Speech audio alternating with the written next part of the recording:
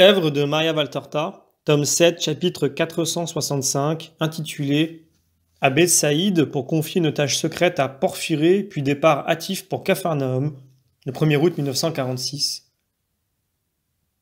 Dirige la barque vers Bethsaïde, ordonne Jésus qui se trouve avec Jean dans une petite embarcation, une vraie coquille de noix, au milieu du lac qui s'éclaircit lentement en même temps que la lumière du jour. Jean obéit sans mot dire. Une bonne brise tend la petite voile et fait glisser prestement la barque qui penche même d'un côté, tant est vive son allure. La côte orientale fuit rapidement et la courbe du côté nord du lac devient de plus en plus proche. Aborde avant le village. Je veux aller chez Porphyrée sans être vu par d'autres. Quant à toi, rejoins-moi ensuite à l'endroit habituel et attends-moi dans la barque. Oui, maître. Et si quelqu'un me voit? Retiens-les tous sans dire où je suis. J'aurai vite fait. Jean repère sur la plage un endroit favorable pour l'abordage. Il le trouve dans un vrai semblant de torrent sableux dans lequel on a enlevé du sable pour quelques besoins. Cela forme un petit golfe de quelques mètres, mais dans lequel une barque peut accoster à la rive qui est environ à 50 cm au-dessus de l'eau. C'est là qu'il se dirige. La barque frôle légèrement la grève, mais réussit à accoster. Jean la tient, arrêtée contre le bord en s'agrippant à une racine qui sort du sable. Jésus saute sur la rive. Jean y appuie la rame et pousse pour permettre à la barque de repartir. Il y parvient. Il lève son visage, éclairé par son bon sourire, et dit « Adieu, maître. Adieu, Jean. » Jésus s'éloigne au milieu des arbres tandis que Jean louvoie avec sa petite barque. Jésus tourne et prend la direction de l'intérieur.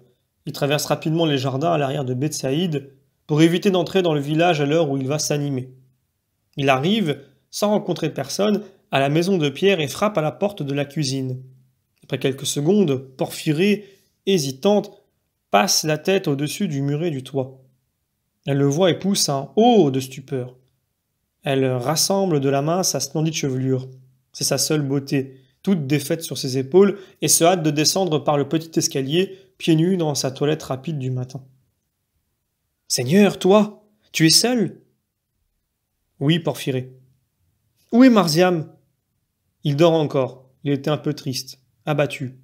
Je le ménage un peu. C'est l'âge aussi, la croissance. Quand il dort, il ne pense pas et ne pleure pas. Il pleure souvent? Oui, maître, mais je crois que c'est sa faiblesse actuelle et je cherche à le fortifier et à le consoler. Mais il dit, je reste seul, tous ceux que j'aime s'en vont et quand Jésus ne sera plus là, il dit, c'est là comme si tu devais nous quitter. Bien sûr, il y a eu beaucoup de peine dans sa vie, mais Simon et moi nous l'aimons. Beaucoup. Sois-en sûr, maître. Je le sais.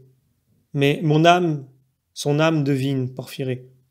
J'ai justement besoin de te parler de ces choses. C'est pour cela que je suis venu, sans Simon, à cette heure. Où devons-nous aller pour que Marziam n'entende pas et que personne ne nous dérange? Seigneur, je n'ai que ma chambre matrimoniale ou bien la salle des filets. Marziam est au-dessus. Et j'y étais moi aussi, car pour fuir la chaleur, nous sommes allés dormir là-haut. Allons dans la salle des filets.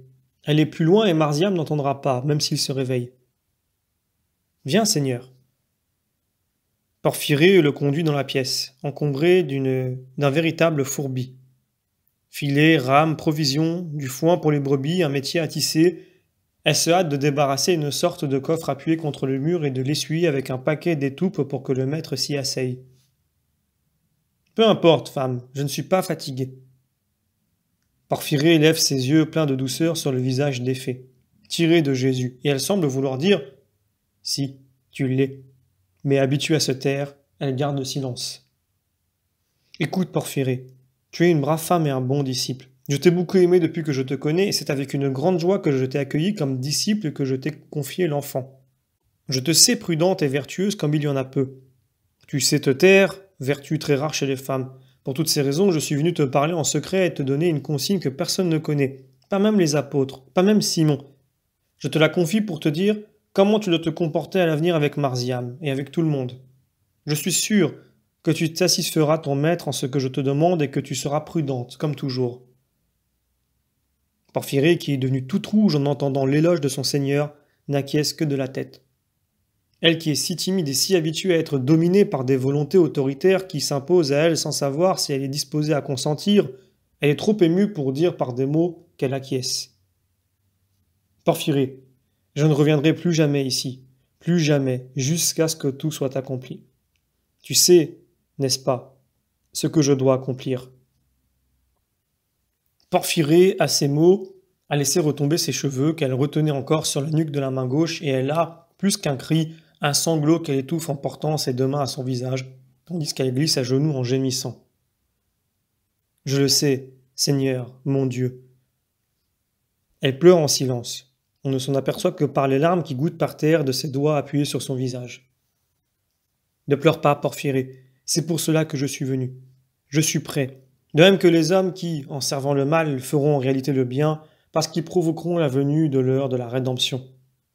Elle pourrait s'accomplir dès maintenant parce que, moi aussi bien qu'eux, nous sommes préparés. Et toute heure supplémentaire qui passe, ou tout événement qui surviendra, ne seront que un perfectionnement pour leur crime et pour mon sacrifice. Mais même ces heures, nombreuses encore, qui précéderont cette heure-là, serviront. Il y a encore quelque chose à faire et à dire pour que tout ce qui était à accomplir, en me faisant connaître, soit réalisé. Mais je ne reviendrai plus ici. Je regarde pour la dernière fois cet endroit et j'entre pour la dernière fois dans cette maison honnête. Ne pleure pas. Je n'ai pas voulu partir sans te dire adieu et t'apporter la bénédiction de ton maître. Maintenant, je vais emmener Marziam sur la route des confins de la Phénicie, puis quand je descendrai en Judée pour la fête des tentes, je trouverai bien un moyen de le renvoyer avant le plein hiver. Pauvre enfant, il va profiter de moi pendant quelque temps. Et puis, Porphyrée, il n'est pas bon que Marziam soit présent à mon heure. Tu ne le laisseras donc pas partir pour la Pâque. Mais le précepte, Seigneur, je l'absous du précepte. Je suis le maître, Porphyrée, et je suis Dieu, tu le sais. Comme Dieu, je peux l'absoudre à l'avance d'une omission qui n'en est même pas une puisque je l'ordonne pour un motif de justice. L'obéissance à mon ordre est déjà par elle-même une absolution à l'omission du précepte, car l'obéissance à Dieu, c'est aussi un sacrifice pour Marziam, est toujours supérieur à toute autre chose. Et je suis le maître. N'est pas un bon maître celui qui ne sait pas mesurer les possibilités et les réactions de son disciple et ne réfléchit pas aux conséquences qu'un effort supérieur à ce qu'un disciple peut supporter peut produire en lui. Même en imposant les vertus. Il faut être prudent et ne pas demander un maximum que la formation spirituelle et les ressources générales de l'être ne peuvent fournir. En exigeant une vertu ou une maîtrise spirituelle trop forte par rapport au niveau des forces spirituelles, morales et même physiques atteints par une créature, on peut produire une dispersion des forces déjà accumulées et un brisement de l'être dans ces 3 degrés. Spirituel, moral, physique. Marziam, ce pauvre enfant, déjà que trop souffert. Il a connu la brutalité de ses semblables jusqu'à éprouver de la haine pour eux. Il ne pourra supporter ce que sera ma passion. Une mer d'amour douloureux dans lequel je laverai les péchés du monde. Et une mer de haine satanique qui essaiera de submerger tous ceux que j'ai aimés et d'anéantir tout mon travail de maître. En vérité, je te dis que même les plus forts ploieront sous la marée de Satan, du moins pour un court laps de temps. Mais je ne veux pas que Marziam fléchisse et boive cette eau désolante. C'est un innocent, et il m'est cher. J'ai pitié de lui, une grande pitié, car il a déjà souffert plus que ses forces ne lui permettaient. J'ai rappelé dans l'au-delà l'âme de Jean d'Andorre. Jean est mort? Oh! Marziam avait écrit plusieurs rouleaux pour lui. Ce sera une souffrance de plus pour l'enfant. Je le lui annoncerai moi-même. Je disais que je l'ai enlevé de la vie pour le préserver lui aussi du choc de cette heure. Jean, de même, avait trop souffert à cause des hommes. Pourquoi réveiller les sentiments assoupis? Dieu est bon. Il éprouve ses enfants, mais ce n'est pas un expérimentateur imprudent. Ah, si les hommes savaient en faire autant. Combien de ruines des cœurs, ou simplement combien de bourrasques dangereuses dans les cœurs seraient évitées? Mais pour en revenir à Marziam, il ne doit pas venir à la prochaine Pâque. Pour le moment, tu ne lui diras rien. Le moment venu, tu lui parleras ainsi. Le maître m'a donné l'ordre de ne pas t'envoyer à Jérusalem, et il te promet une récompense spéciale si tu lui obéis. Marziam est bon et il obéira. Porphyrée, voilà ce que j'attends de toi. Ton silence, ta fidélité, ton amour. Tout ce que tu veux, mon Seigneur. Tu honores trop ta pauvre servante. Je ne mérite pas tant. Va en paix, mon maître et mon Dieu. Je ferai ce que tu veux. Mais la douleur a raison d'elle, elle qui était jusque-là restée à genoux, assise sur les talons, les yeux fixés sur le visage de Jésus, tombe maintenant à terre, toute couverte du manteau de ses cheveux de jais, et éclate en sanglots. Mais quelle souffrance, maître, quelle souffrance! C'est fini pour le monde, pour nous qui t'aimons, pour ta servante, tu es le seul à m'avoir vraiment aimé. Tu ne m'as jamais méprisé, tu n'as pas été autoritaire avec moi. Tu m'as traité comme les autres, moi qui suis si ignorante, si pauvre, si sotte. Oh, Marziam et moi, car c'est Marziam qui me l'a dit le premier. Puis nous étions tranquillisés. Tout le monde disait que cela ne pouvait être vrai. Tous, Simon, Nathanaël, Philippe, leurs femmes, et eux savent, eux sont sages. Et Simon, ah, si tu as choisi, mon Simon, il doit vouloir quelque chose. Tous prétendaient que c'est impossible, mais maintenant, c'est toi qui l'annonces, et on ne peut douter de ta parole. Elle est vraiment bouleversée et sa douleur est émouvante. Jésus se penche pour lui poser la main sur la tête. Ne pleure pas ainsi, Marziam va entendre, je le sais. Personne n'y croit, personne ne veut arriver à croire. C'est d'ailleurs leur sagesse et leur amour qui sont la cause de leur refus de croire. Mais c'est ainsi, Porphyrée. Je m'en vais. Avant de te quitter, je te bénis pour maintenant et pour toujours. Rappelle-toi toujours que je t'ai aimé et que je me suis réjoui de ton amour pour moi. Je ne te dis pas, persévère en lui. Je sais que tu le feras, car le souvenir de ton maître sera toujours ta douceur et tu y trouveras ton refuge. Ta douceur et ta paix, même à l'heure de la mort. Pense à ce moment-là que ton maître est mort pour t'ouvrir le paradis et qu'il t'y attend. Allons, lève-toi. Je vais réveiller Marziam et le retenir. Toi, efface les traces de tes larmes puis rejoins-nous. Jean m'attend pour me conduire à Capharnaüm. Si tu as des choses à faire parvenir à Simon, prépare-les. Rappelle-toi qu'il va avoir besoin de ses vêtements chauds. Toute soumise et prompte à obéir, Porphyrée baise les pieds de Jésus et va se lever quand une vague d'amour lui fut soudain perdre la tête. Et en rougissant vivement, elle saisit les deux mains de Jésus et les baise 1, 2, 10 fois, puis elle se lève et le laisse partir. Jésus sort, monte sur la terrasse, pénètre sous une sorte de pavillon, fait des voiles tendus sur des cordes sous lesquelles se trouvent 2 couchettes. Marziam dort encore, le visage presque baissé, appuyé sur le petit oreiller. On ne voit qu'une pommette de son visage brun et un bras long et maigre qui sort de sous le drap qui le couvre. Jésus s'assied par terre, près du petit lit, et caresse légèrement les mèches dépeignées qui retombent sur la joue pâle du dormeur qui fait un mouvement sans encore s'éveiller. Son visage est maintenant découvert. Jésus répète son geste et se penche pour déposer un baiser sur son front. Marziam ouvre les yeux et voit Jésus à côté de lui, penché sur lui. Il a du mal à croire. Peut-être pense-t-il rêver, mais Jésus l'appelle. Le jeune garçon se dresse alors et se jette dans les bras de Jésus. S'y réfugie. « Toi ici, maître !»« Je suis venu te chercher pour t'emmener pendant quelques mois. Es-tu content ?»« Oh, et Simon ?»« Il est à Capharnaüm. Je suis venu avec Jean. »« Il est revenu, lui aussi ? Il doit être heureux. Je lui donnerai ce que j'ai écrit. » Je ne parle pas de Jean d'Andorre, mais de Jean, fils de Zébédée. N'es-tu pas content ? Si, je l'aime bien. L'autre aussi, presque davantage. Pourquoi Marziam ? Jean, fils de Zébédée, est si bon. Oui, mais l'autre est très malheureux. Moi aussi je l'ai été et je le suis encore un peu. Entre gens qui souffrent, on se comprend et on s'aime. Serais-tu content de savoir qu'il ne souffre plus et qu'il est très heureux ? Oui, je le sais, je le serai. Mais il ne peut l'être que s'il est avec toi, ou bien... Serait-il mort, Seigneur ? Il est dans la paix. Il faut s'en réjouir, sans égoïsme, car il est mort en juste et parce que maintenant, il n'y a plus de séparation entre son âme et la nôtre. Nous avons un ami de plus qui prie pour nous.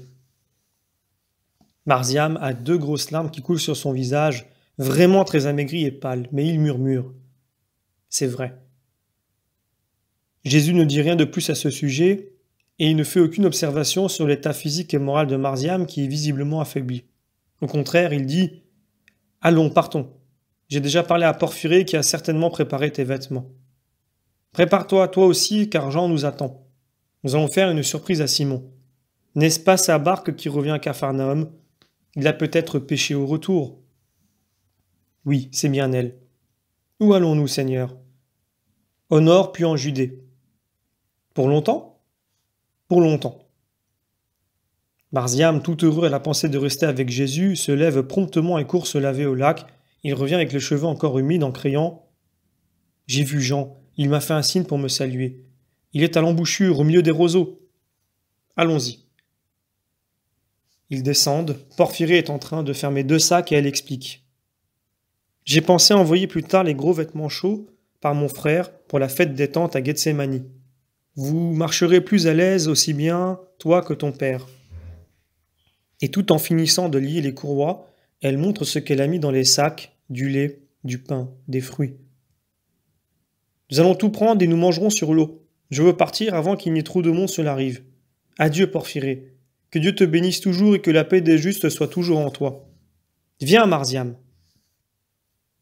Ils ont vite parcouru le court trajet et pendant que Marziam va trouver Jésus, Jean se dirige vers la barque.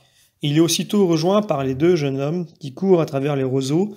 Il saute à bord en appuyant la rame contre le rivage pour s'éloigner en eau profonde. La traversée est rapide et il s'arrête sur la plage de Capharnaüm pour attendre la barque de Pierre qui va arriver. L'heure leur permet d'échapper à l'assaut des gens et, couchés sur le sable à l'ombre de leur embarcation, ils peuvent manger en paix leur pain et leurs fruits. Simon ne connaît pas la petite barque. Aussi c'est seulement lorsqu'il pose le pied sur la rive et qu'il voit Jésus se lever par derrière qu'il le remarque.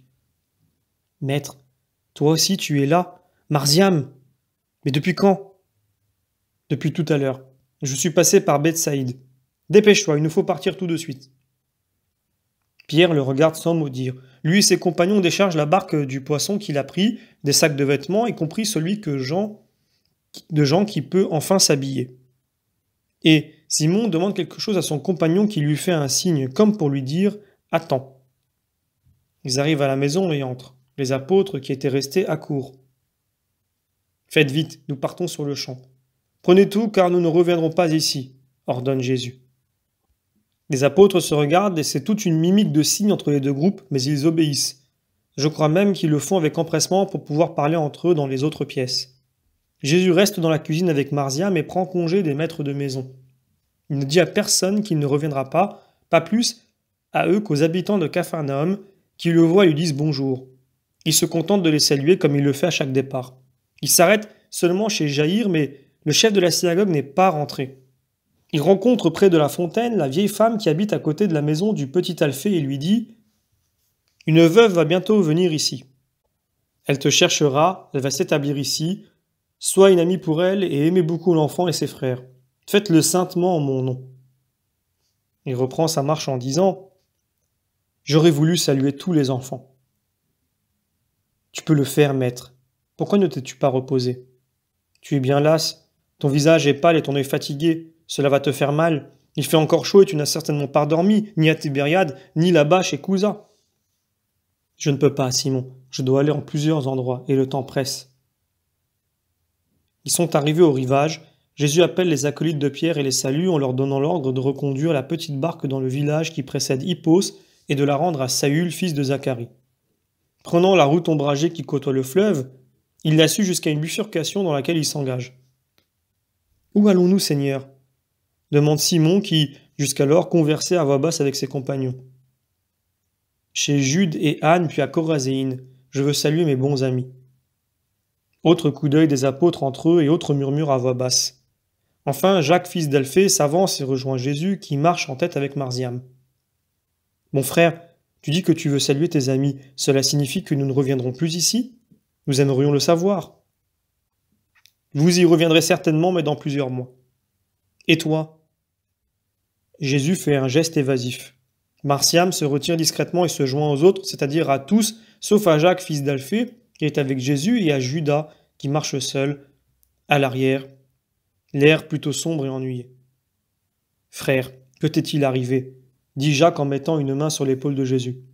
« Pourquoi me poses-tu cette question ?»« Parce que je ne sais pas.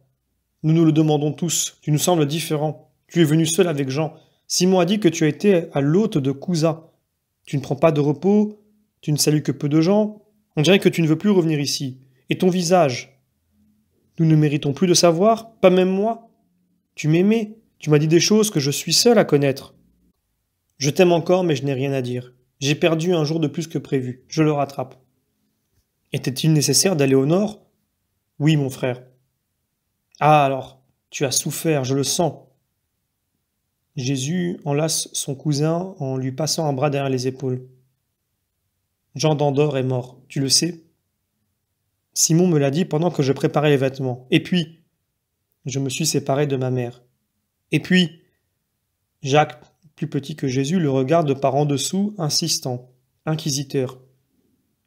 Et puis je suis content d'être avec toi, avec vous, avec Marziam. Je veux le garder avec moi pendant quelques mois, il en a besoin. Il est triste et souffrant. Tu l'as vu?